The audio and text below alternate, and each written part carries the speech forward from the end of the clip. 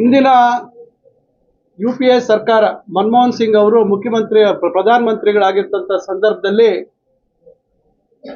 ಈ ದೇಶದ ಬಹಳಷ್ಟು ಜನ ಬಡವರ ಬದುಕಿನಲ್ಲಿ ಒಂದು ಬದಲಾವಣೆ ತರಬೇಕು ಅಂತಕ್ಕಂಥ ಉದ್ದೇಶದಿಂದ ಉದ್ಯೋಗ ಖಾತ್ರಿ ಯೋಜನೆ, ನ್ಯಾಷನಲ್ ಎಂಪ್ಲಾಯ್ಮೆಂಟ್ ಗ್ಯಾರಂಟಿ ಸ್ಕೀಮ್, ಇವತ್ತು ಅದನ್ನ ಆ ಸಂದರ್ಭದಲ್ಲಿ ಇಡೀ ದೇಶವ್ಯಾಪ್ತಿಯಲ್ಲಿ ಜಾರಿ ಮಾಡ್ತಂತ ಒಂದು ಕೆಲಸವನ್ನ ಮಾಡಿದ್ರು. ಕನಿಷ್ಠ ಒಂದು ವರ್ಷದಲ್ಲಿ ಒಂದು ಕುಟುಂಬಕ್ಕೆ 100 ದಿನಗಳ ಉದ್ಯೋಗ ಖಾತ್ರಿಯನ್ನ ಕೊಡ್ತಕ್ಕಂಥ ಒಂದು ಯೋಜನೆ. ಬಹುಶಃ ಯಾರು ನಿರೀಕ್ಷೆ ಮಾಡಿರಲಿಲ್ಲ ಈ ರೀತಿಯಾಗಿ ಒಂದು ಸರ್ಕಾರ ಆಲೋಚನೆ ಮಾಡ್ಬೋದು ಅಂತಕ್ಕಂಥದ್ದನ್ನ ನಿರೀಕ್ಷೆ ಮಾಡಿರಲಿಲ್ಲ. ಅದಕ್ಕೆ ಏನು ಮಹಾತ್ಮ ಗಾಂಧಿ ಅವರು ಈ ಒಂದು ಗ್ರಾಮ ಸ್ವರಾಜ್ಯ, ಗ್ರಾಮಗಳಲ್ಲಿ ಜನರ ಬದುಕನ್ನ ಬದಲಾವಣೆ ಮಾಡಬೇಕು ಅಂತಕ್ಕಂಥ ಒಂದು ಪರಿಕಲ್ಪನೆ ಇತ್ತು. ಅದನ್ನ ಗಮನದಲ್ಲಿ ಇಟ್ಕೊಂಡು ಅದಕ್ಕೆ Mahatma Gandhi national employment guarantee act ಅಂತಕ್ಕಂಥ ಒಂದು ತಿದ್ದುಪಡಿಯನ್ನು ತಂದು ಅದಕ್ಕೆ ಮಹಾತ್ಮ ಗಾಂಧಿ ಅವರ ಹೆಸರು ತಂದು ಅದನ್ನು ಅನುಷ್ಠಾನ ಮಾಡಿರ್ತಕ್ಕಂಥದ್ದು ತಮಗೆ ಗೊತ್ತಿದೆ. ಇದು ದೇಶದ ಪ್ರಾರಂಭಿಕವಾಗಿ ಕೆಲವು ಗ್ರಾಮ ಪಂಚಾಯಿತಿಗಳನ್ನು ಆಯ್ಕೆ ಮಾಡಿ ಒಂದು ಪೈಲಟ್ ಬೇಸಿಸ್ ಅಲ್ಲಿ ಪ್ರಾರಂಭ ಮಾಡಿದ್ರು. ನಂತರ ಇಡೀ ದೇಶದ ಪ್ರತಿಯೊಂದು ಗ್ರಾಮ ಪಂಚಾಯಿತಿಗೆ ಆ ಅವಕಾಶವನ್ನ ಕೊಡುವಂತ ಕೆಲಸ ಮಾಡಿ, ಯಾರ್ಯಾರು ಆ ಬಡ ಜನ ಇರ್ತಾರೆ ಗ್ರಾಮಗಳಲ್ಲಿ, ಅವರು ನಮಗೆ ಉದ್ಯೋಗ ಬೇಕು ಅಂತ ಹೇಳಿ ಅವರು ಗ್ರಾಮ ಪಂಚಾಯಿತಿಗಳಲ್ಲಿ ಅವರು ಜಾಬ್ ಕಾರ್ಡ್ ಅನ್ನ ಮಾಡ್ತಕ್ಕಂಥ ಒಂದು ಅವಕಾಶವನ್ನ ಕಲ್ಪಿಸ್ಕೊಟ್ಟಿರ್ತಕ್ಕಂಥದ್ದು ತಮಗೆ ಗೊತ್ತಿದೆ. ನಂತರ ನಿರ್ದಿಷ್ಟವಾಗಿ ಇಂಥ ಕೆಲಸ ಆಗಬೇಕು ಅಂತಕ್ಕಂಥದ್ದು ಪ್ರಾರಂಭ ಆಯಿತು. ಅದಕ್ಕೆ ಮೆಟೀರಿಯಲ್ ಕಾಂಪೋನೆಂಟ್ ಏನಾದರೂ ಅದಕ್ಕೆ ಬೇಕಾದಂಥ ಒಂದು ವಸ್ತುಗಳು ಬೇಕಾ, ಅದಕ್ಕೊಂದು ಇಷ್ಟಿಂತ ನಿರ್ದಿಷ್ಟ ಮಾಡಿ ಮಿನಿಮಮ್ ಜಾಬ್ ಮಿನಿಮಮ್ ವೇಜಸ್ ಅಂತಕ್ಕಂಥದ್ದನ್ನ ಗಮನದಲ್ಲಿ ಇಟ್ಕೊಂಡು ಪ್ರಾರಂಭ ಆದಂಥದ್ದು ಬಹಳ ದೊಡ್ಡ ಆಂದೋಲನದ ರೂಪದಲ್ಲಿ ಪ್ರತಿಯೊಂದು ಗ್ರಾಮದಲ್ಲಿ. ಇವತ್ತು 15th ಫೈನಾನ್ಸ್ ಬಿಟ್ಟರೆ ಬೇರೆ ಯಾವುದೂ ಒಂದು ಮೂಲಗಳಿರಲಿಲ್ಲ. ಗ್ರಾಮ ಪಂಚಾಯಿತಿಗಳಲ್ಲಿ ಜನರಿಗೆ ಉದ್ಯೋಗ ಕೊಡ್ತಕ್ಕಂಥ, ಸೃಷ್ಟಿ ಮಾಡ್ತಕ್ಕಂಥ ಕಾರ್ಯಕ್ರಮ ಯಾವುದು ಬೇರೆ ಇರಲಿಲ್ಲ. ಅಂತ ಸಂದರ್ಭದಲ್ಲಿ ಸಂಪೂರ್ಣವಾಗಿ 90% ಕೇಂದ್ರ ಸರ್ಕಾರ ಅದಕ್ಕೆ ಅನುದಾನ ಕೊಡ್ತಕ್ಕಂಥದ್ದು, 10% ಮಾತ್ರ ರಾಜ್ಯ ಸರ್ಕಾರ ಕೊಡುವಂಥದ್ದು, ಕೆಲವು ಸಂದರ್ಭದಲ್ಲಿ ಮೆಟೀರಿಯಲ್ ಕಾಂಪೋನೆಂಟ್ಗೆ ಮಾತ್ರ ರಾಜ್ಯ ಸರ್ಕಾರ 25% ಕೊಡುವಂಥದ್ದು. ಈ ರೀತಿ ಆ ಒಂದು ಯೋಜನೆಯಲ್ಲಿ ಪ್ರಾರಂಭ ಆದಂಥದ್ದು ಬಹಳ ದೊಡ್ಡ ಮಟ್ಟದಲ್ಲಿ ಪ್ರತಿಯೊಂದು ಗ್ರಾಮದಲ್ಲಿ ಇವತ್ತು ಏನಾದರೂ ಒಂದು ಆಸ್ತಿ ಸೃಷ್ಟಿ ಆಗ್ತಕ್ಕಂಥದ್ದು, ನದಿ ಮೂಲಗಳಲ್ಲಿ ಇರ್ತಕ್ಕಂಥ ಕಡೆ ಅಲ್ಲಿ ಒಂದು ಕಾಲುವೆಗಳು ಮಾಡುವಂಥದ್ದು, ನಮ್ಮ ಊರುಗಳಲ್ಲಿ ಚರಂಡಿಗಳು ಮಾಡುವಂಥ ಕೆಲಸ ಇರ್ಬೋದು, ರಸ್ತೆಗಳು ಮಾಡುವಂಥದ್ದು ಇರ್ಬೋದು, ಕುಂಟೆಗಳ ಪುನಶ್ಚೇತನ ಮಾಡುವಂಥದ್ದು ಇರ್ಬೋದು, ಮಣ್ಣು ಕೆಲಸ ಮಾಡುವಂಥದ್ದು ಇರ್ಬೋದು. ಈ ರೀತಿ ನಾನಾ ರೀತಿಯಾದಂಥ ಕೆಲಸಗಳನ್ನ ಪ್ರಾರಂಭ ಆಯಿತು. ನಂತರದ ದಿನಗಳಲ್ಲಿ ಅದನ್ನ ಶೌಚಾಲಯ ನಿರ್ಮಾಣಕ್ಕೂ ಅದನ್ನ ಕನ್ವರ್ಜ್ ಮಾಡುವಂಥ ಒಂದು ಕೆಲಸ ಆಯಿತು. ಆಮೇಲೆ ಏನು ಇವತ್ತು ರಾಜೀವ್ ಗಾಂಧಿ ಸೇವಾ ಕೇಂದ್ರ ಅಂತೇಳಿ ಅದನ್ನ ಒಂದು ಬಂತು. ಅದಕ್ಕೆ ಕನ್ವರ್ಜೆನ್ಸ್ ಮಾಡಿ ಪಂಚಾಯಿತಿಗಳ ಕಟ್ಟಡ ಕಾಮಗಾರಿ ಅದೊಂದು ರೀತಿ ನವೀಕರಣ ಮಾಡುವಂಥದ್ದು, ಹೊಸ ಕಟ್ಟಡ ಕಟ್ಟುವಂಥದ್ದು, ಒಂದು ರೂಪ ಕೊಡುವಂಥದ್ದು ಆಯಿತು. ನಂತರ ಬರ್ತಕ್ಕಂಥ ದಿನಗಳಲ್ಲಿ ಇವತ್ತು ದನದ ಕೊಟ್ಟಿಗೆ ಕಟ್ತಕ್ಕಂಥದ್ದು, ಅದು ಕೂಡ ಇವತ್ತು ರೈತರಿಗೆ ಆಗ್ತಕ್ಕಂಥದ್ದು. ಆಮೇಲೆ ನಿಮಗೆ ಮನೆ ಕಟ್ಟುವಂಥದ್ದು ಕೂಡ ರೈತರಿಗೆ ಮನೆ ಮಂಜೂರಾದರೆ ಅದಕ್ಕೆ ಕನ್ವರ್ಜೆನ್ಸ್ ಕೊಡುವಂಥದ್ದು. ಈ ರೀತಿ ಒಂದು ರೀತಿ ಗ್ರಾಮೀಣ ಪ್ರದೇಶದಲ್ಲಿ ಮೂಲಭೂತ ಸೌಲಭ್ಯ, ಆಸ್ತಿ ಸೃಜನೆ ಮಾಡ್ತಕ್ಕಂಥ ಒಂದು ಮಹತ್ತರವಾದಂಥ ಒಂದು ಯೋಜನೆ ಮಹಾತ್ಮ ಗಾಂಧಿ ಗ್ರಾಮೀಣ ಉದ್ಯೋಗ ಖಾತ್ರಿ ಯೋಜನೆ ಇವತ್ತು ದೇಶದಲ್ಲಿ ಅನುಷ್ಠಾನ ಆಗಿ ಬಹಳ ಯಶಸ್ವಿಯಾಗಿ ನಡೀತಾ ಇತ್ತು. ಆದ್ರೆ 2014 ನಂತರ ಏನು NDA ಸರ್ಕಾರ ಮಾನ್ಯ ಪ್ರಧಾನಮಂತ್ರಿಗಳಾಗಿರ್ತಕ್ಕಂಥ ನರೇಂದ್ರ ಮೋದಿ ಅವರ ನೇತೃತ್ವದಲ್ಲಿ ಬಂತು, ಅಂದಿನಿಂದ ಈ ಒಂದು ಯೋಜನೆಗೆ ನಾನಾ ರೀತಿಯಾದಂಥ ತೊಡಕುಗಳನ್ನ ಕೊಡುವಂಥ ಕೆಲಸ ಪ್ರಾರಂಭ ಆಯಿತು. ಒಂದು ಕಡೆಯಿಂದ ಅದಕ್ಕೆ ಅನುದಾನ ಏನು ಅಲೋಕೇಶನ್ ಇತ್ತು ಅದನ್ನ ಕಮ್ಮಿ ಮಾಡುವಂಥದ್ದು ಪ್ರಾರಂಭ ಆಯಿತು. ನಂತರ ಬೇರೆ ಅದಕ್ಕೆ ನಿರ್ಬಂಧಗಳಾಗ್ತಕ್ಕಂಥ ಪ್ರಯತ್ನಗಳಾಯಿತು. ಇವೆಲ್ಲ ಹಂತವಾಗಿ ಮಾಡ್ಕೊಂಡು ಬರ್ತಾ ಈಗ ನಿಮಗೆ ಮೊನ್ನೆ ಏನು ಚಳಿಗಾಲದ ಅಧಿವೇಶನ ನಡೀತೋ ಆ ಸಂದರ್ಭದಲ್ಲಿ ಎಲ್ರಿಗೂ ಆಘಾತ ತರ್ತಕ್ಕಂಥ ರೀತಿಯಲ್ಲಿ ಒಂದು ಹೊಸ ಕಾರ್ಯಕ್ರಮ, ಈ ಮನ್ರೇಗಾ ಅಂತಕ್ಕಂಥದ್ದು ಏನು ಎಲ್ರಿಗೂ ಜನರಿಗೆ ಎಲ್ಲರಲ್ಲೂ ಬಹಳಷ್ಟು ಪ್ರಭಾವ ಬೀರಿತ್ತು ಮತ್ತು ಎಲ್ರಿಗೂ ಬಹಳ ಅದು ಒಂದು ರೀತಿ ಅದೇ ನಮಗೆ ಒಂದು ರೀತಿ ಗ್ರಾಮ ಪಂಚಾಯತಿಗಳಲ್ಲಿ ಬದಲಾವಣೆ ತರುವಂಥದ್ದಕ್ಕೆ ಒಂದು ಕಾರ್ಯಕ್ರಮ ಅಂತಕ್ಕಂಥದ್ದಿತ್ತು. ಆ ಒಂದು ಸಿಡ್ಲು ಬರ ಬಡ್ದಂಗೆ ಒಂದು ಹೊಸ ಹೆಸರನ್ನ ಸೃಷ್ಟಿ ಮಾಡಿದ್ರು. ಏನಪ್ಪಾ ಅಂದ್ರೆ ಇವತ್ತು ಪ್ರತಿಯೊಂದು ಏನು ಈಗ 2014ರಿಂದ ಪ್ರತಿಯೊಂದು ಯೋಜನೆಗಳಲ್ಲೂ ಹೆಸರು ಬದಲಾಯಿಸ್ಕೊಂಡು ಬಂದಿರುವಂಥದ್ದೇ. ಸ್ವಚ್ಛತಾ ಆಂದೋಲನ ಅಂತಿತ್ತು, ಈಗ ಅದನ್ನ ಮತ್ತೆ ಸ್ವಚ್ಛ ಭಾರತ್ ಮಿಷನ್ ಅಂದ್ರು. ಈ ರೀತಿ ಬೇರೆ ಬೇರೆ ಹೆಸರುಗಳು. ಇವತ್ತು ಏನೋ ಇಂದಿರಾ ಆವಾಸ್ ಯೋಜನೆ ಅಂತಿತ್ತು, ಅದನ್ನ PM ಆವಾಸ್ ಯೋಜನೆ ಅಂತ ಮಾಡಿದ್ರು. ಈ ರೀತಿ ಹೇಳ್ಕೊಂಡು ಹೋದ್ರೆ ದೊಡ್ಡ ಪಟ್ಟಿ ಇದೆ. ಈಗ ಈಗ ಒಂದು ಫ್ಯಾಷನ್ ಆಗಿದೆ ವಿಕಸಿತ್ ಭಾರತ್ ಅಂತ. ಪ್ರತಿಯೊಂದು ಮೇಕ್ ಇನ್ ಇಂಡಿಯಾ ಅಂತ ಬಂತು. ವಿಕಸಿತ್ ಭಾರತ್ ಅಂದ್ರೆ ಎಲ್ಲದಕ್ಕೂ ಹಿಂದಿ ಪದಗಳನ್ನ ಬಳಸುವಂಥದ್ದು. ಇವತ್ತು ಈ ಒಂದು ಒಕ್ಕೂಟದ ವ್ಯವಸ್ಥೆಯಲ್ಲಿ ಭಾಷಾ ಪ್ರಾಂತ್ಯಗಳಾಗಿ ವಿಂಗಡಣೆ ಆಗಿರ್ತಕ್ಕಂಥ ರಾಜ್ಯಗಳು ನಮ್ದು. ಇವತ್ತು ನಿರಂತರವಾಗಿ ಕಡ್ಡಾಯವಾಗಿ ಹಿಂದಿ ಭಾಷೆಯನ್ನ ಏರ್ಬೇಕು ಅಂತಕ್ಕಂಥ ಉದ್ದೇಶ ಇಟ್ಕೊಂಡು ಎಲ್ಲಾ ಕಾರ್ಯಕ್ರಮಗಳಲ್ಲಿ ಹಿಂದಿಯ ಪದಗಳನ್ನ ಬಳಸ್ಕೊಂಡು ಇವತ್ತು ವಿಕಸಿತ್ ಭಾರತ್ ಅಂತಕ್ಕಂಥ ಹೆಸರನ್ನು ಇಟ್ಕೊಂಡು ಇವತ್ತು ಏನ್ ಮಾಡಿದ್ದಾರೆ, ವಿಕಸಿತ್ ಭಾರತ್ ಗ್ಯಾರಂಟಿ ಜಿ, ಇನ್ನೊಂದು ಗ್ಯಾರಂಟಿ ಫಾರ್ ಏನೋ ರೋಜ್ಗಾರ್ ಅಂಡ್ ಏನು ಅಜೀವಿಕ್ ಮಿಷನ್ ಗ್ರಾಮೀಣ್. ಇದನ್ನ ಏನ್ ಮಾಡಿದ್ರು, ಮಹಾತ್ಮ ಗಾಂಧಿ ಅವರ ಹೆಸರಿದ್ದಂಥದ್ದನ್ನ ತೆಗೆದು ವಿ ಜಿ ರಾಮ್ ಜಿ ಅಂದ್ರೆ ಜನಕ್ಕೆ ಏನಾದ್ರು ಮುಗ್ಧ ಜನರಿಗೆ ಮನಸ್ಸಲ್ಲಿ ಏನಪ್ಪ ಆಗ್ಬೇಕು ಅಂದ್ರೆ ಮಹಾತ್ಮ ಗಾಂಧಿ ಅವರ ಹೆಸರು ತೆಗೆದು ರಾಮನ ಹೆಸರು ಇಟ್ಟಿದ್ದಾರೆ. ಇವತ್ತು ನಾವು ರಾಮ್ ಅಂತ ಕರೆಯಲ್ಲ, ನಾವೇನಂತೀವಿ, ರಾಮ ಅಂತೀವಿ, ಕೃಷ್ಣ ಅಂತೀವಿ. ಉತ್ತರ ಭಾರತದಲ್ಲಿ ಅವರು ರಾಮ್ ಅಂತಾರೆ. ನೋಡಿ ಯಾವ ರೀತಿ ಇವರು ಜನರನ್ನ ತಪ್ಪು ದಾರಿಗೆ ಎಳಿತಕ್ಕಂಥ ನಿಟ್ಟಿನಲ್ಲಿ ಹೆಸರನ್ನ ಯಾವ ರೀತಿ ಬದಲಾಯಿಸೋದು ಅಂತಕ್ಕಂಥದ್ದು. ಹೆಸರು ಬದಲಾಯಿಸೋದು ಒಂದ್ ಕಡೆ ಇರಲಿ, ಆಯ್ತು. ಆದ್ರೆ ಕಾರ್ಯಕ್ರಮವನ್ನ ಸಂಪೂರ್ಣ ಮೂಲ ಉದ್ದೇಶ ಏನಿತ್ತು, ಮನಮೋಹನ್ ಸಿಂಗ್ ಅವರು ಪ್ರಧಾನ ಮಂತ್ರಿಗಳಾಗಿದ್ದಂಥ ಸಂದರ್ಭದಲ್ಲಿ ಅವರು ಏನು ಉದ್ದೇಶವನ್ನ ಇಟ್ಕೊಂಡು ಇದನ್ನು ಅನುಷ್ಠಾನ ಮಾಡಿದ್ರು, ಎಷ್ಟು ಯಶಸ್ವಿಯಾಗಿ ಈ ಯೋಜನೆ ಅನುಷ್ಠಾನ ಆಗಿತ್ತು. ಅಲ್ಲಲ್ಲಿ ಸಣ್ಣ ಪುಟ್ಟ ಗೊಂದಲಗಳಿತ್ತು, ಅದಕ್ಕೆ ಒಂಬಡ್ಸ್ಮನ್ ಇದ್ರು, ಇವೆಲ್ಲ ಬೇರೆ ಬೇರೆ ರೀತಿಯಾದಂಥ ಒಂದು ವ್ಯವಸ್ಥೆಗಳಿತ್ತು. ಎಲ್ಲಿ ದುರುಪಯೋಗ ಆಗದಂಥ ರೀತಿಯಲ್ಲಿ ಎಲ್ಲೆಲ್ಲಿ ಮೆಷಿನ್ ಬಳಸಿದ್ರೆ ತಕ್ಷಣ ದೂರುಗಳು ಬಂದಾಗ ಕ್ರಮ ತೆಗೆದುಕೊಳ್ಳುವಂಥದ್ದು, ಇವೆಲ್ಲ ನಾನಾ ರೀತಿಯಾದಂಥ ಒಂದು ಅದರಲ್ಲಿ ಚೆಕ್ಸ್ ಅಂಡ್ ಮೆಷರ್ಸ್ ಆಗ್ತಕ್ಕಂಥ ಕೆಲಸಗಳು ಕೂಡ ಆಗಿತ್ತು.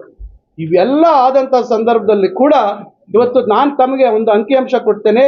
ಈಗ ಏನು ಇವರು ತಂದಿರ್ತಕ್ಕಂಥದ್ದು ಮೂಲವಾಗಿ ಒಂದು ಆವರೇಜ್ ಆಗಿ 12.16 ಕೋಟಿ ಇವತ್ತು ಉದ್ಯೋಗ ಏನು ಕಾರ್ಮಿಕರಂದ್ರೆ ಈ ಒಂದು ಕೂಲಿ ಕೇಳ್ಕೊಂಡು ಜಾಬ್ ಕಾರ್ಡ್ಗಳನ್ನು ಮಾಡಿರ್ತಕ್ಕಂಥ ಒಂದು ಆವರೇಜ್, ಒಂದು ಓವರ್ ಆಲ್ ಆವರೇಜ್. ಯಾಕಂದ್ರೆ ಕೋವಿಡ್ ಸಂದರ್ಭದಲ್ಲಿ 19 ಕೋಟಿ ಆಗಿತ್ತು.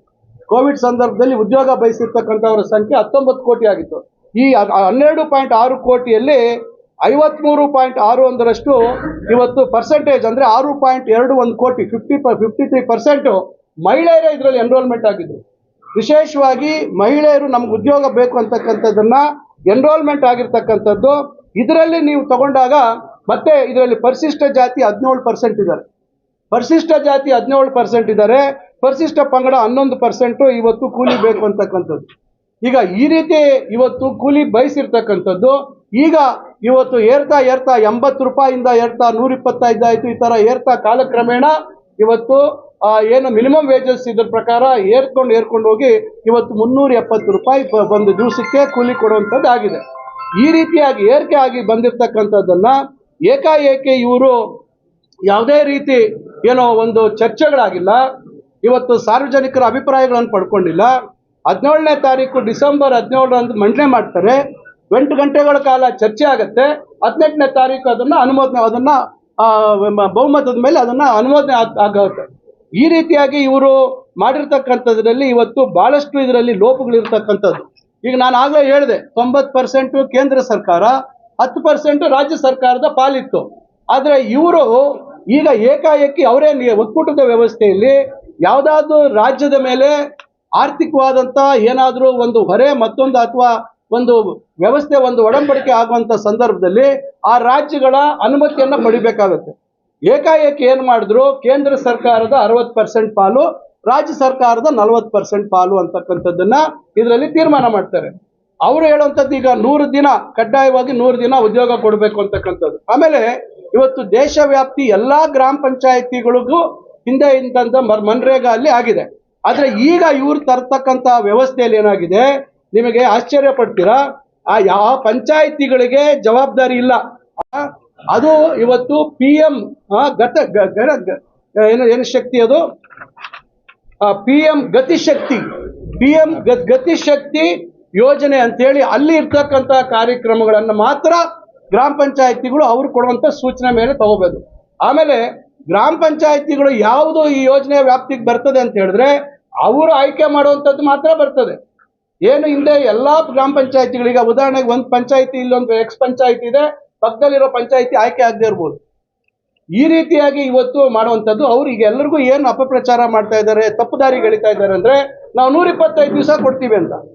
ಆಮೇಲೆ ಏನಾಗಿದೆ ಈಗ, ಒಂದು ನಾನು ತಮ್ಗೆ ಹೇಳುವಂತ ವಿಚಾರ, ಏನು ಕೆಲಸ ತಗೋಬೇಕು ಅಂತಕ್ಕಂಥದ್ದು ಅಲ್ಲಿ ಯಾರು ಜಾಬ್ ಕಾರ್ಡ್ ಇರ್ತದೆ ಅವರು ಪಂಚಾಯಿತಿಗೆ ಪತ್ರ ಕೊಟ್ರೆ ಪಂಚಾಯಿತಿನೇ ಅದನ್ನ ಮಂಜೂರು ಮಾಡುವಂತ ಅಧಿಕಾರ ಇತ್ತು. ಬೇರೆ ಯಾರಿಗೂ ಬರ್ತಾ ಇರ್ಲಿಲ್ಲ. ಪಂಚಾಯಿತಿಗೆ ಸಂಪೂರ್ಣವಾದಂತ ಅಧಿಕಾರ ಆ ಪಂಚಾಯಿತಿ ಏನು ಕಮಿಟಿಗಿತ್ತು ಅವರಿಗೆ ಅಧಿಕಾರ ಇತ್ತು. ಈಗ ಇವಿಲ್ಲ. ಈಗ PM ಗತಿಶಕ್ತಿ ಇದರ ಪೋರ್ಟಲ್ ಅಲ್ಲಿ ಬಂದ್ರೆ ಮಾತ್ರ ಆ ಕಾರ್ಯಕ್ರಮಗಳು ಮಾತ್ರ ತೆಗೆದುಕೊಳ್ಳುವಂಥದ್ದು. ಆಮೇಲೆ ಕನ್ವರ್ಜೆನ್ಸ್ ಮಾಡುವಂಥದ್ದು. ಇವತ್ತು ಯಾರೋ ನಮ್ಗೆ ಏನೋ ಶೆಡ್ ಬೇಕು, ಹಸುಗಳ ಶೆಡ್ ಬೇಕು, ಅದ್ರಿಗೆ ತಗೊಳ್ಳೋಂಥದ್ದು ಅವಕಾಶ ಇತ್ತು. ಟಾಯ್ಲೆಟ್ಗೆ ಕನಿಷ್ಠ ಈಗ ಇನ್ನೂ ಒಂದಿತ್ತು. ಇವತ್ತು ನಮಗೆ ಏನೋ ನಮ್ಮ ಅಂಗನವಾಡಿ ಕಟ್ಟಡ ಕಟ್ಟಲಿಕ್ಕೆ 8 ಲಕ್ಷ ರೂಪಾಯಿ ಉದ್ಯೋಗ ಖಾತ್ರಿಗೆ ಬರೋದು.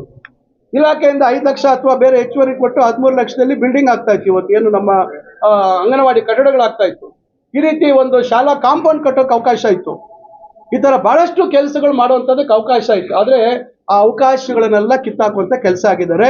PM ಗತಿಶಕ್ತಿ ಪೋರ್ಟಲ್ ಅಲ್ಲಿ ಇದ್ರೆ ಮಾತ್ರ ತಗೋಬೇಕು ಅಂತಕ್ಕಂಥದ್ದು. ಆಮೇಲೆ ಇನ್ನೂ ಒಂದು ಇದ್ರಲ್ಲಿ ಮಾಡಕ್ ಹೊರಟಿದ್ದಾರೆ, ಏನು ಕನ್ವರ್ಜೆನ್ಸ್, ಬೇರೆ ಯೋಜನೆಗಳಿಗೆ ಕನ್ವರ್ಜೆನ್ಸ್ ಇದೆ, ಆ PM ಗತಿಶಕ್ತಿ ಯೋಜನೆ ಕನ್ವರ್ಜೆನ್ಸ್ ಏನ್ ಬರ್ತದೆ, ನಾಳೆ ಬೆಳಗ್ಗೆ ಇಲ್ಲಿ ಯಾವ್ದಾದ್ರು ಒಂದು ಜಿಲ್ಲಾ ಪರಿಷತ್ ರಸ್ತೆ ಅಥವಾ ಇನ್ನೊಂದು PWD ರಸ್ತೆನ ಅವರು ತಗೊಂಡ್ರೆ ಆ ರಸ್ತೆಗೆ ಹೋಗಿ ಆ ರಸ್ತೆಯಲ್ಲಿ ಕೆಲಸ ಮಾಡುವಂತ ಪರಿಸ್ಥಿತಿ ಬರ್ತದೆ.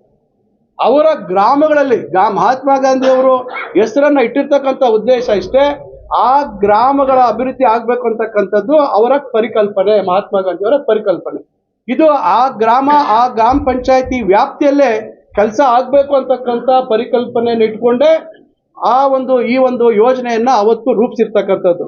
ಅದರಿಂದ ನಾನು ಹೇಳ್ತಾ ಇರ್ತಕ್ಕಂಥದ್ದು ಇಲ್ಲಿ ಇದನ್ನ ಸಂಪೂರ್ಣವಾಗಿ ಒಂದು ರೀತಿ ಸರ್ವಾಧಿಕಾರಿ ಧೋರಣೆ ಇಟ್ಕೊಂಡು, ಏನು ಹಿಂದೆ ಕಾಂಗ್ರೆಸ್ ಪಕ್ಷದ ಮಿತ್ರ ಪಕ್ಷಗಳು UPA ಸರ್ಕಾರದಲ್ಲಿ ಏನು ಮನಮೋಹನ್ ಸಿಂಗ್ ಅವರು ಪ್ರಧಾನಮಂತ್ರಿ ಆಗಿದ್ದಂಥ ಸಂದರ್ಭದಲ್ಲಿ ತಂದಿರ್ತಕ್ಕಂಥ ಕಾರ್ಯಕ್ರಮ, ಇದನ್ನೇನಾದ್ರೂ ಮಾಡಿ ತೆಗಿಬೇಕು, ಇದನ್ನ ಹಂತವಾಗಿ ಇದನ್ನ ಮುಗಿಸ್ಬೇಕು ಅಂತಕ್ಕಂಥ ಹುನ್ನಾರವನ್ನ ಹಾಕೊಂಡು ಸುಮಾರು 11 ವರ್ಷಗಳ ಸತತ ಪ್ರಯತ್ನ ಏನು ನೀವು ತಾವು ತಿಳ್ಕೊಬಹುದು. ಈಗ ಎಲ್ಲೆಲ್ಲಿ ಗ್ರಾಮ ಪಂಚಾಯತಿ ಸದಸ್ಯರು ಇಲ್ಲಿ ಬಹಳ ಜನ ತಮಗೆ ಗೊತ್ತಿದ್ದಾರೆ, ಎಲ್ಲ ಸ್ನೇಹಿತರೆಲ್ಲ ಇರ್ತಾರೆ.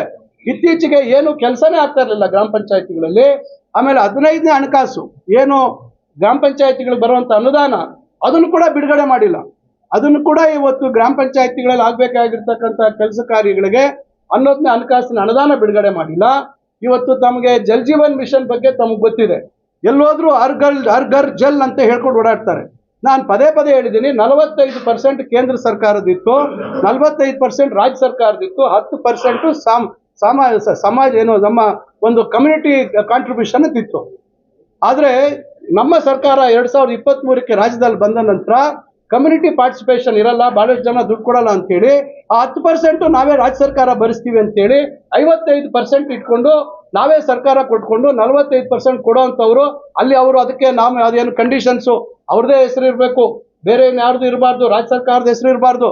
ನೋಡಿ ಹೆಂಗಿದೆ, ರಾಜ್ಯ ಸರ್ಕಾರದ ದುಡ್ಡು ಕೊಟ್ಟು ರಾಜ್ಯ ಸರ್ಕಾರ ಇಷ್ಟೆಲ್ಲ ಮಾಡಿ ಈಗ ಏನಾಗಿದೆ, ಇವತ್ತು ರಾಜ್ಯ ಸರ್ಕಾರದ ಹೆಸರಿಲ್ಲ. ಈಗ ಮೊನ್ನೆ ಪಾರ್ಲಿಮೆಂಟ್ ಅಲ್ಲಿ ಉತ್ತರ ಕೊಡ್ತಾರೆ, ನಾವ್ ಯಾವ್ದು ಬಾಕಿ ಇಲ್ಲ, ನಮ್ಗೆ ಯಾವ್ದು ಮಾಹಿತಿ ಬಂದಿಲ್ಲ ಅಂತ. ಸಂಪೂರ್ಣ ಎಲ್ಲ ನಮ್ಗೆ ಬಿಡುಗಡೆ ಆಗ್ಬೇಕು ಜಲ್ ಜೀವನ್ ಮಿಷನ್ ಅಲ್ಲಿ ಅಂತೇಳಿ ಸುಮಾರು 12-13 ಸಾವಿರ ಕೋಟಿ ಬಾಕಿ ಇದೆ ಅಂತ ಹೇಳಿ ನಾವು ಅದನ್ನ ಪ್ರಸ್ತಾಪ ಮಾಡಿದ್ರೆ ಅದು ಯಾವ್ದು ಸುದ್ದಿ ಇಲ್ಲ. ಏನು ಇವತ್ತು ಅನುದಾನ ಬಿಡುಗಡೆ ಆಗ್ಬೇಕು, 15th ಫೈನಾನ್ಸ್ ಇರ್ಬೋದು, ಜಲ್ ಜೀವನ್ ಮಿಷನ್ದು ಸಮಯಕ್ಕೆ ಸರಿಯಾಗಿ ಅನುದಾನ ಕೊಡೋದಿಲ್ಲ. ಇವತ್ತು ಎಲ್ಲ ಕಾರ್ಯಕ್ರಮಗಳನ್ನ ಅವರು ಹೈಜಾಕ್ ಮಾಡಿಕೊಂಡು ಅವರೇ ಒತ್ತಾಯಪೂರ್ವಕವಾಗಿ ರಾಜ್ಯ ಸರ್ಕಾರಗಳ ಮೇಲೆ ಏರುವಂತ ಕೆಲಸವನ್ನ ಮಾಡ್ತಾ ಇದ್ದಾರೆ. ಮತ್ತೊಂದು ವಿಚಾರ ತಮಗೆ ಗೊತ್ತಿದೆ, ಇತ್ತೀಚೆಗೆ GST ವಿಚಾರ ತಮಗೆ ಗೊತ್ತಿದೆ. ಯಾರು GST ಜಾರಿ ಮಾಡಿದ್ದು? ಪರಿಕಲ್ಪನೆ ಮನಮೋಹನ್ ಸಿಂಗ್ ಅವರ ಸಂದರ್ಭದಲ್ಲಿ GST ತರಬೇಕು ಅಂತಕ್ಕಂಥ ಪರಿಕಲ್ಪನೆ ಇತ್ತು. ಅವತ್ತು ಅದನ್ನ ವಿರೋಧ ಮಾಡಿದವರು ಇವರೇ ಬಂದು ನಂತರ GSTಯನ್ನ ಜಾರಿ ಮಾಡಿ 28%, 18%, 12%, 5% ಅಂತೇಳಿ ಜಾರಿ ಮಾಡಿದಂಥವ್ರು ಇವರು. ಆದ್ರೆ 7 ವರ್ಷ ಆದ್ಮೇಲೆ ಇವರೇ GST ಅನ್ನ ಕಮ್ಮಿ ಮಾಡ್ತಾರೆ. ಬಹಳಷ್ಟು ಸರ್ಕಾರಗಳು ಹೇಳ್ತು ಇದು ನೀವು ಏಕಾಏಕಿ ಕಮ್ಮಿ ಮಾಡಿದ್ರೆ ಸರ್ಕಾರಗಳ ಮೇಲೆ ರಾಜ್ಯ ಸರ್ಕಾರಗಳ ಪಾಲೇನಿರ್ತದೆ ಅದಕ್ಕೆ ಹೊಡೆತ ಬೀಳ್ತದೆ. ಅದಕ್ಕೆ ಏನು ಪರ್ಯಾಯವಾಗಿ ಅದಕ್ಕೆ ಆ ನಷ್ಟ ಆಗುವಂಥದ್ದನ್ನ ಯಾವ ರೀತಿ ಭರಿಸ್ತೀವಿ ಅಂದ್ರೆ ಅದಕ್ಕೆ ಯಾವುದೇ ರೀತಿ ಉತ್ತರ ಇಲ್ಲ. ಏಕಾಏಕಿ ಕಮ್ಮಿ ಮಾಡ್ತಾರೆ. ಇವರೇ ಮತ್ತೆ ಎಲ್ಲ ಕಡೆ ಪೋಸ್ಟರ್ಸು ಇನ್ನೊಂದು ಹೋರ್ಡಿಂಗ್ಸ್ ಹಾಕ್ತಾರೆ. ಇವತ್ತು ನೀವು ಕಾರು ದರ ಕಮ್ಮಿ ಆಗ್ಬಿಟ್ಟಿದೆ, ಮೋದಿ ಅವರ ಕೊಡುಗೆ ಮತ್ತೊಂದು ಅಂತೇಳಿ ನಾನೆಲ್ಲೋ ಅಲ್ಲೆಲ್ಲೋ ಗೋವಾ ಕಡೆ ಹೋದೆ, ಯಾವುದೋ ಇದಕ್ಕೆ ನಾನು ಕಾರವಾರ್ಗೆ ಹೋಗುವಂತ GST ಹಾಕಿದ್ದು ಅವರೇ, ಫರ್ಟಿಲೈಸರ್ ಮೇಲೆ ಹಾಕಿದ್ದು ಅವರೇ, ಮೊಸರು ಹಾಲು ಬೆಣ್ಣೆ ಎಲ್ಲದ್ರ ಮೇಲೆ ತುಪ್ಪ ಎಲ್ಲದ್ರ ಮೇಲೂ ಹಾಕಿದ್ದು ಅವರೇ. ಇವತ್ತು ಪ್ರತಿಯೊಂದು ಒಂದು ಕಾಮಗಾರಿ ನಾವೇನಾದ್ರೂ ಶುರು ಮಾಡ್ಬೇಕಾದ್ರೆ 10 ಕೋಟಿ ಕಾಮಗಾರಿ ತಗೋಬೇಕಾದ್ರೆ 1,80,00,000 GST ಹೋಗುತ್ತೆ. ರಾಜ್ಯ ಸರ್ಕಾರಕ್ಕೆ 9% ಬರ್ತಿತ್ತು, ಇಲ್ಲ ಅಂತ ನಾವು ಹೇಳೋದಿಲ್ಲ.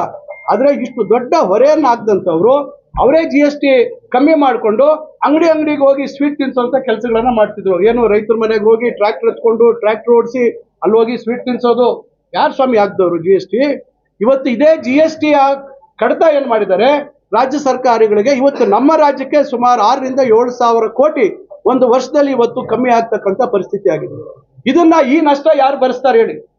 ಈ ನಷ್ಟ ಒಂದು ಕಡೆ ಇದ್ರೆ 4.5 ಲಕ್ಷ ಕೋಟಿ ನಾವು ಕೇಂದ್ರಕ್ಕೆ ನಾವು GST ಮತ್ತೆ ಬೇರೆ ಬೇರೆ ಟ್ಯಾಕ್ಸ್ಗಳ ರೂಪದಲ್ಲಿ ನಮ್ಮ ಕರ್ನಾಟಕದ ಸರ್ಕಾರ ಕೊಡ್ತಾ ಇರುವಂತದ್ದು.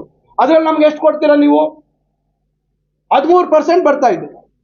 ಅದೇ ಬೇರೆ ರಾಜ್ಯಗಳು UPಗೆ ಎಷ್ಟು ಪರ್ಸೆಂಟೇಜ್ ಕೊಡ್ತಾ ಇದ್ದೀರಾ ನೀವು? ಬೇರೆ ಮಧ್ಯಪ್ರದೇಶಕ್ಕೆ ಎಷ್ಟು ಕೊಡ್ತಾ ಇದ್ದೀರಾ? ರಾಜಸ್ಥಾನಕ್ಕೆ ಎಷ್ಟು ಕೊಡ್ತಾ ಇದ್ದೀರಾ? ಯಾವುದು ಹೆಚ್ಚು ಇವತ್ತು ಟ್ಯಾಕ್ಸ್ ರೂಪದಲ್ಲಿ ಎಷ್ಟು ಇವತ್ತು ಕೇಂದ್ರ ಸರ್ಕಾರಕ್ಕೆ ಆದಾಯವನ್ನು ಕೊಡ್ತಾ ಇದೆ ಅಂತದನ್ನ ನೀವು ಕಮ್ಮಿ ಡೆವಲ್ಯೂಷನ್ ಆಫ್ ಫಂಡ್ಸ್ ಅಂತ ಹೇಳ್ಬಿಟ್ಟು ನೀವು ನಾವು ಎಲ್ಲದಕ್ಕೂ ಸಮಾನವಾಗಿ ಹಂಚ್ಬೇಕು ಅಂತ ಹೇಳಿ ಹಂಚ್ಬಿಟ್ಟು ಇವತ್ತು ಇದು ಕೂಡ ಇವತ್ತು ಏಕಾಏಕಿ 90% ಕೊಡ್ತಾ ಇದ್ದಂಥದ್ದು ಏನು ಉದ್ಯೋಗ ಖಾತ್ರಿಯಲ್ಲಿ ಈಗ ಏಕಾಏಕಿ 40% ನೀವು ಕೊಡಿ ಅಂದ್ರೆ GSTಯಲ್ಲಿ ನಮ್ಗೆ ಬರುವಂತ ಆದಾಯ ಕಮ್ಮಿ ಮಾಡಿದ್ರಿ. ಇವತ್ತು ನಾವು ಇಲ್ಲಿಂದ ಟ್ಯಾಕ್ಸು ಇವತ್ತು ಇಲ್ಲಿ ಪ್ರಗತಿ ಆಗಿದೆ, ಇಲ್ಲಿ ಅಭಿವೃದ್ಧಿ ಆಗಿದೆ, ಇಲ್ಲಿ ಬೇರೆ ಬೇರೆ ರೂಪದಲ್ಲಿ ಇಲ್ಲಿ ಇವತ್ತು ನಾನಾ ಕಾರಣಗಳಿಂದ ಇವತ್ತು ಹೆಚ್ಚು ಟ್ಯಾಕ್ಸ್ ಇವತ್ತು ಉತ್ಪಾದನೆ ಆಗಿ ಅದನ್ನ ಕೊಡುವಂತ ಕೆಲಸ ಮಾಡ್ತಾ ಇದ್ರೆ ಅದ್ರ ವಾಪಸ್ ಕೊಡುವಂಥದ್ದಿಲ್ಲ ನಮಗೆ. ಇದ್ರ ಮೇಲೆ ಮತ್ತೆ ನಮಗೆ ಹೊರೆ ಹಾಕುವಂಥದ್ದು ಬರೆ ಹಾಕುವಂಥದ್ದು. ಇವತ್ತು ಈ ರೀತಿಯಾಗಿ ಇವರು ಏನು ನಮ್ಮ ಸಂವಿಧಾನದ ಆರ್ಟಿಕಲ್ ಏನು ಇವತ್ತು ಆರ್ಟಿಕಲ್ 258 280 ಅಡಿಯಲ್ಲಿ ಅವರು ನೇರವಾಗಿ ಅವರ ನಮ್ಮ ಮೇಲೆ ಹೊರೆ ಹಾಕ್ಲಿಕ್ಕೆ ಬರೋದಿಲ್ಲ. ಆದರೆ ಇವತ್ತು ಇದನ್ನೆಲ್ಲವನ್ನ ಅವರು ಉಲ್ಲಂಘನೆ ಮಾಡಿಕೊಂಡು ಇವತ್ತು ಈ ರೀತಿಯಾದಂಥ ಒಂದು ಕಾಯ್ದೆಯನ್ನ ತರುವಂತ ಒಂದು ಕೆಲಸ ಆಗಿದೆ. ಇದಕ್ಕೆ ಕಾಂಗ್ರೆಸ್ ಪಕ್ಷ, ನಮ್ಮ ಅಖಿಲ ಭಾರತ ಕಾಂಗ್ರೆಸ್ ಪಕ್ಷ, ನಮ್ಮ ಕರ್ನಾಟಕ ಪ್ರದೇಶ ಕಾಂಗ್ರೆಸ್ ಪಾರ್ಟಿ ಮತ್ತು ಎಲ್ಲರೂ ಇವತ್ತು ಈ ಒಂದು ಒಳ್ಳೆ ಒಂದು ಮನ್ರೇಗಾ ಇವತ್ತು ಏನು ಕಾರ್ಯಕ್ರಮ ಐತೆ ಅದನ್ನ ಇದನ್ನ ನೀವು ತೆಗೆದು ನೀವು ಹೊಸದಾಗಿ ನೀವು ಜನರಿಗೆ ತಪ್ಪುದಾರಿಗೆ ಎಳಿತಕ್ಕಂಥ ರೀತಿಯಲ್ಲಿ ನೀವು ಇವತ್ತು ಹೊಸ ಕಾರ್ಯಕ್ರಮ ತಂದಿದ್ದೀರಾ. ಅದು VBG ರಾಮ್ಜಿ ಅದನ್ನ ನಮ್ಮವರು ಈಗ ನಮ್ಮ ಕಾಂಗ್ರೆಸ್ ಪಕ್ಷ ಅದನ್ನ ಏನು ಹೇಳ್ತಾ ಇದೆ ಅಂದ್ರೆ ನರೇಗಾ ವರ್ಸಸ್ VB ಗ್ರಾಮ್ಜಿ. ನೀವು ಜಿ ಅಂತ ಯಾಕೆ ಸಪರೇಟ್ ತೆಗಿತೀರಾ? ಜಿನು ರಾಮ್ಗೆ ಸೇರಿಸಿ ಗ್ರಾಮ್ಜಿ ಆಗುತ್ತೆ. ಇದ್ರ ಉದ್ದೇಶ ನೋಡಿ, ನಾವೀಗ ನೀವು VBG ರಾಮ್ಜಿ, ನಾವು VBG ರಾಮ್ಗೆ ಸೇರಿಸ್ಬಿಟ್ರೆ ಏನಾಯ್ತು? VB ಗ್ರಾಮ್ಜಿ ಅಂದ್ರೆ ಜನಕ್ಕೆ ಇವತ್ತು ಭಾವನಾತ್ಮಕವಾಗಿ ಇವತ್ತು ರಾಮನ ಹೆಸರು ಇಟ್ಬಿಟ್ಟಿದ್ದೀವಿ, ಅದಕ್ಕೆ ಕಾಂಗ್ರೆಸ್ನವ್ರು ವಿರೋಧ ಮಾಡ್ತಾ ಇದ್ದಾರೆ. ಖಂಡಿತ ಇಲ್ಲ. ಇವತ್ತು ಯಾರು ಇವತ್ತು ನಾವು ಕಾಂಗ್ರೆಸ್ ಪಕ್ಷ ಅಂತೂ ಜಾತಿ ಆಧಾರದ ಮೇಲೆ ಧರ್ಮದ ಆಧಾರದ ಮೇಲೆ ರಾಜಕಾರಣ ಮಾಡೋದಿಲ್ಲ. ನಾವು ಎಲ್ಲಾ ಧರ್ಮಗಳ ಬಗ್ಗೆ ಒಂದು ಜಾತ್ಯತೀತ ವ್ಯವಸ್ಥೆ, ನಾವು ಈ ವ್ಯವಸ್ಥೆಯಲ್ಲಿ ನಾವೆಲ್ಲರಿಗೂ ಗೌರವ ಕೊಡ್ತಕ್ಕಂಥ ರೀತಿಯಲ್ಲಿ ಈ ಸ್ವಾತಂತ್ರ್ಯ ಬಂತು ನಮ್ಮ ದೇಶಕ್ಕೆ, ಯಾವ ನೆಲೆಗಟ್ಟಿನ ಮೇಲೆ ಸ್ವಾತಂತ್ರ್ಯ ಬಂತು ಅದರ ಉದ್ದೇಶವನ್ನ ಗಮನದಲ್ಲಿಟ್ಕೊಂಡು ಇವತ್ತು ಕಾಂಗ್ರೆಸ್ ಪಕ್ಷ ತನ್ನ ಕಾರ್ಯಚಟುವಟಿಕೆಗಳನ್ನ ಮಾಡ್ತಾ ಇದೆ. ಆದ್ರೆ ಯಾವುದೇ ರೀತಿ ಸ್ವಾತಂತ್ರ್ಯ ಹೋರಾಟದಲ್ಲಿ ಪಾತ್ರವೇ ಇಲ್ಲದೆ ಇರ್ತಕ್ಕಂಥವ್ರು ಇವತ್ತು ಈ ಒಂದು ದೇಶವನ್ನ ಜಾತಿ ಧರ್ಮದ ಹೆಸರುಗಳಲ್ಲಿ ಇವತ್ತು ವಿಭಜನೆ ಮಾಡುವಂತ ಒಂದು ಕೆಲಸವನ್ನ ಮಾಡ್ತಾ ಇದೆ. ಅದರಿಂದ ಇವತ್ತು ನಾವು ಇದನ್ನ ಬಹಳ ದೊಡ್ಡ ಮಟ್ಟದಲ್ಲಿ ಇದನ್ನ ಖಂಡಿಸ್ತೇವೆ ಮತ್ತು ದೊಡ್ಡ ಮಟ್ಟದ ಹೋರಾಟಗಳನ್ನ ಗ್ರಾಮೀಣ ಪ್ರದೇಶದಿಂದ ಇದನ್ನ ಇವತ್ತು ಕೇಂದ್ರ ಸರ್ಕಾರಕ್ಕೆ ನೀವು ಇದನ್ನ ಹಿಂದೆ ಪಡಿಬೇಕು. ಇವತ್ತು ಬಡವರ ವಿರೋಧಿ ಒಂದು ಕಾಯ್ದೆಯನ್ನ ತಾವು ತಂದಿದ್ದೀರಾ, ಅದನ್ನ ತಾವು ಹಿಂಪಡಿಬೇಕು ಅಂತಕ್ಕಂಥ ದೃಷ್ಟಿಯಲ್ಲಿ ನಾವು ಇವತ್ತು ದೊಡ್ಡ ಮಟ್ಟದ ಹೋರಾಟವನ್ನ ಹಮ್ಮಿಕೊಳ್ತಕ್ಕಂಥ ಒಂದು ಒಂದು ಯೋಜನೆಯನ್ನ ನಮ್ಮ ಪಕ್ಷ ಇವತ್ತು ತೀರ್ಮಾನ ಮಾಡಿದೆ. ಅದರ ಕಾರ್ಯಕ್ರಮದಡಿಯಲ್ಲಿ ಇವತ್ತು ಎಲ್ಲಾ ಜಿಲ್ಲೆಗಳಲ್ಲಿ ನಾವು 2-3 ದಿವಸಗಳಲ್ಲಿ ಎಲ್ಲಾ ಜಿಲ್ಲಾ ಮಂತ್ರಿಗಳು, ಶಾಸಕರು ಮತ್ತು ಚುನಾಯಿತ ಪ್ರತಿನಿಧಿಗಳು ಮತ್ತು ಪಕ್ಷದ ಮುಖಂಡರು ಎಲ್ಲರೂ ಸೇರಿ ನಾವು ಪತ್ರಿಕಾಗೋಷ್ಠಿ ಮಾಡಬೇಕು. ಮಾಧ್ಯಮಗಳಲ್ಲಿ ವಿನಂತಿ ಮಾಡಿಕೊಂಡು ಮಾಧ್ಯಮಗಳ ಮುಖಾಂತರ ವಸ್ತುಸ್ಥಿತಿಯನ್ನ ಇವತ್ತು ಈ ರಾಜ್ಯದ ಜನತೆಗೆ ಮುಟ್ಟಿಸುವಂತ ಕೆಲಸ ಆಗ್ಬೇಕು ಅಂತಕ್ಕಂಥ ತೀರ್ಮಾನದ ಭಾಗವಾಗಿ ಇವತ್ತು ನಾವು ಚಿಕ್ಕಬಳ್ಳಾಪುರದಲ್ಲಿ ಇವತ್ತು ಈ ಒಂದು ಪತ್ರಿಕಾಗೋಷ್ಠಿಯನ್ನು ಹಮ್ಮಿಕೊಂಡಿದ್ದೇವೆ. ಅದರಿಂದ ಇನ್ನ ನಮ್ಮ ಜೊತೆಯಲ್ಲಿ